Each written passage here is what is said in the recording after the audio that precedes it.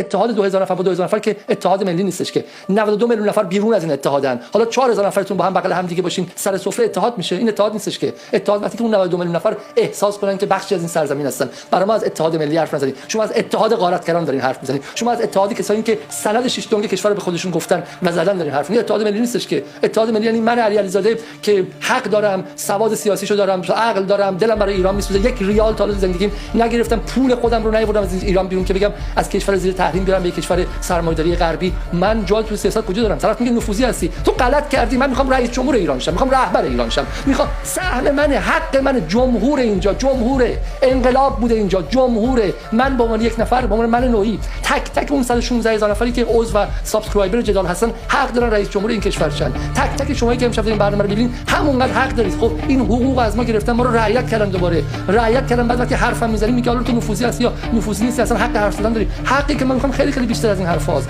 ما حقی نمیخوایم که مثل سال 57 58 59 60 61 صاحب کشور شیم. دوباره میخوایم صاحب کشور شیم و این انقلاب رو احیا میکنیم و با شما تعیین تکلیف میکنیم. با شمایی که زالو صفر کشور رو خوردید، طولاتون توی تورنتو و توی لندن و توی شهرهای آمریکا بودن، خب و رفته بودن و شما در داخل مونده بودید و بعد تعیین تکلیف میکردین که ما باید با آمریکا بجنگیم و نجنگیم. خب ایران رو ضعیف و فقیر و مفلوک می‌خواستین بکنید. خب و حالا دیگه دستتون رو شده.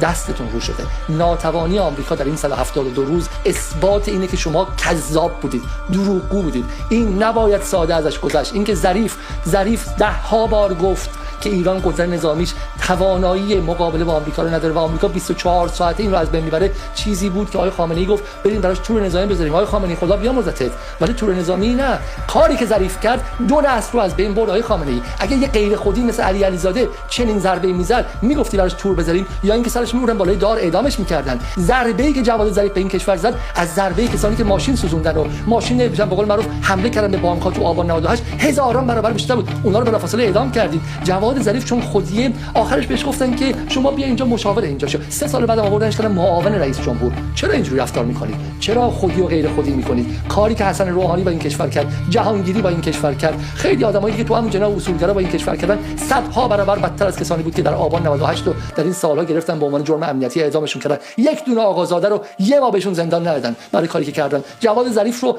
نگفتن تو دیگه تمام کارت. خب تمام کارت. حمله بهش هنوز ممنوعه. حسن روحانی همینطور، جهانگیری همینطور، خاتمی همینطور، بقیه‌شون همینطور. خب